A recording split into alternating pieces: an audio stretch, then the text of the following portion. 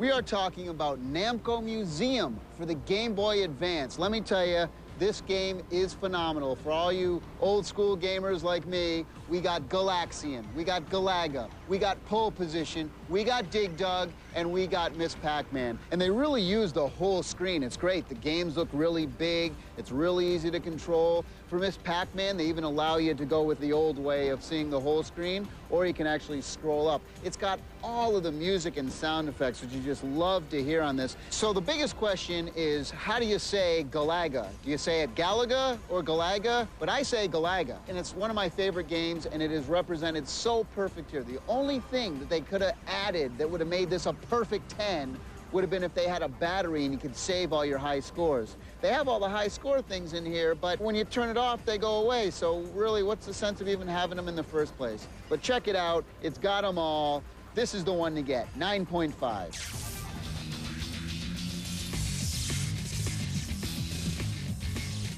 All right, so we're here at the petting zoo because we're going to talk about Zoo Tycoon from Microsoft. Well, this is a fun game. I mean, what you do basically is you have to build a zoo. And there's lots of different things. You can buy animals like Bengal tigers and giraffes and grizzly bears and alligators. It's basically like a Sim City style game or a roller coaster tycoon or a Sim theme park style game, right? Except that you're building a huge zoo, right? And you have to create all these different exhibits. And there's different environments that you create. So if you want to have penguins, you have to create a snowy environment with some water for them to swim around in. You also have to provide like a drink stand or restaurants, or there's hot dog, pizza stands, ice cream stands. Yeah, the secret of the game is to keep your animals happy and also to keep the patrons of your zoo happy. You have to give them lots of value for their money. I mean, I would say the only problem in this whole thing is that it's exactly like every single other sim game out there. Yeah. Now, the graphics aren't spectacular by any means. It really gets a hit for the graphics and kind of the... I like the sound effects, though. The sound effects are pretty funny. Especially the screaming children when the tigers are chasing them. That's a great... I give it an 8. An 8? Yeah, I'm right there with you, too. I give it an 8 as well. I think it will get a little repetitive if you've played a lot of these SimCity games before, but it's unique. There aren't any other zoo simulators that I can think of. What do you think of Klonoa 2 for the PlayStation 2? Klonoa 2 for the PlayStation 2? Yeah. Here's a game that has simple gameplay and great graphics. But no goats. True. What more can you ask for in a video game? Well, I think you can ask for a lot more from a PlayStation 2 video. Well, okay, fine. Let's get technical. I think the game sort of hits a niche. If you're wanting to buy a game for a young kid, this is a great sort of starter platformer game. Right. But if you're like us, I think you've probably played many, many other games that are exactly the same as this. You're basically hopping on levels and collecting gems and bouncing off bad guys. The backgrounds are very beautiful. Oh, it's a gorgeous-looking game. Lighting effects. The music's good, high production quality. Absolutely. You know, it's like I said, it's a great game for kids. And if you love side-scrolling if you love side-scrolling platform games, then you're going to love this. The best thing about this, though, because they've gone to full 3D on the design of it, how is that? Is that pretty good? You can have the camera placed really high up on certain levels, and then Klonoa will jump off of a cliff or something, and the camera will follow Klonoa all the way down in one smooth motion. It looks beautiful. It's nothing we haven't played before. Right. But, you know, it's still fun. There aren't a whole bunch of games like this on the PlayStation 2. I'd still pick Rayman 2 over this game, but Klonoa 2 gets, I'm going to give it a 7.5. Yeah, what do you exactly what I gave it. 7.5 as well? UGM gave Klonoa 2 an average score of 8.5. What'd you think of Test Drive Off-Road Wide Open from Angel Studios and Infogram, also for the PlayStation 2? Well, this is done by the development team who did Smugglers Run. I'd call this Smugglers Run 1.5. At this point in the game, we see some great graphics in driving games like Gran Turismo 3. And the graphics in this aren't really as sharp as any of those games. The graphics in this are beautiful. I'll tell you why, because you can drive anywhere that you see in this game. Cars and the effects aren't as detailed like as other games are. It's not as detailed as Gran Turismo, but you've got a much, much more varied and interactive environment than Gran Turismo. This is a straight out-and-out racing game.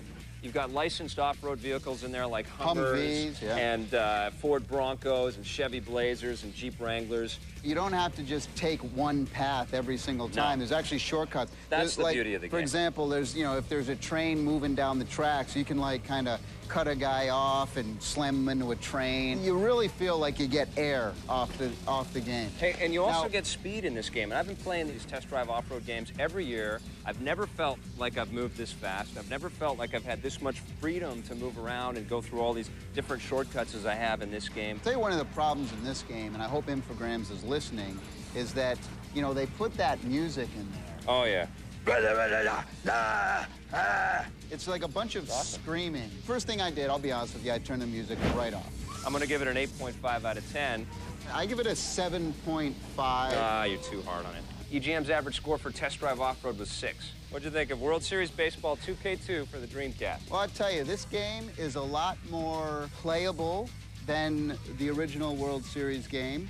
The thing is that the first game, which was developed over in Japan, looked perfect. So I think they should have just kept all of the great graphics and great motion capture from the previous version and just expand on that. Instead, they started from scratch, and guess what?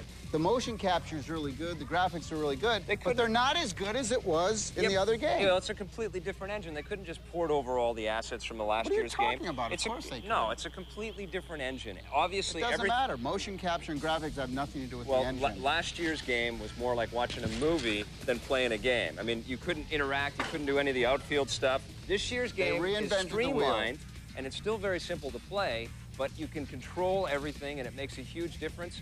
And I think the best asset of this year's game is the very, very intuitive camera angle. You get a hit, and it goes past third base there out in the left field. The camera follows the ball perfectly. You can trace that ball with your outfielder and pick up the snag. Well, I'll tell you what was bad about it was the network play. You're trying to throw a pitch, and it just stops, and then you swing, and you strike out. Yeah, baseball is a game of timing. So if you're playing online, and there's network lag, and you can't tell when the ball's crossing the plate, what kind of game is that? I think it was sort of like a lame sort of, let's add network play at the last minute kind of thing. It's really unplayable, it really is. But, you know, when you play offline and you have a friend over and you're just playing games, this is a great playing baseball game. And all the other baseball games that are out there don't have online play either. So if you stack it up against triple play on the PlayStation 2 or High Heat, I think this thing comes out better than those games. Yeah. I really enjoyed this a lot. What would you give World Series 2K2? I give it an 8. I think there's room to improve it. I liked it a lot more than that. I would say I'd give it a 9.5. I don't know what they were thinking, but EGM gave it an average score of 5.5. I think if you're looking for baseball for the Dreamcast, you can't do much better than this one. Okay. Let's take our oats and get the heck out of town. I feel like Pied Piper. Attack! Attack! Come on, guys. Go get him! Come on. Attack! Come on, guys. Go get him! Chicken! Go get him! All right, now what do I do? Rooster! Okay. Go! All go! Tommy! Oh! Go! Attack! Tommy! Attack! Here's a recap on our reviews, including scores from Electronic Gaming Monthly and Computer Gaming World. Visit our website at www.electplay.com, or if you're mobile, wap.electplay.com. Well, unfortunately, we've run out of show. We're going to have to call it a day. All right, then. We'll see you next time on the Electric Playground. It's easier to pick up the controllers and just get right into the game. Okay, I just started saying everything. So I'm here today with Charles McCarter, and he's going to tell us a little bit about the Gundam universe. How you doing today? Dang it. So let's talk to Charles.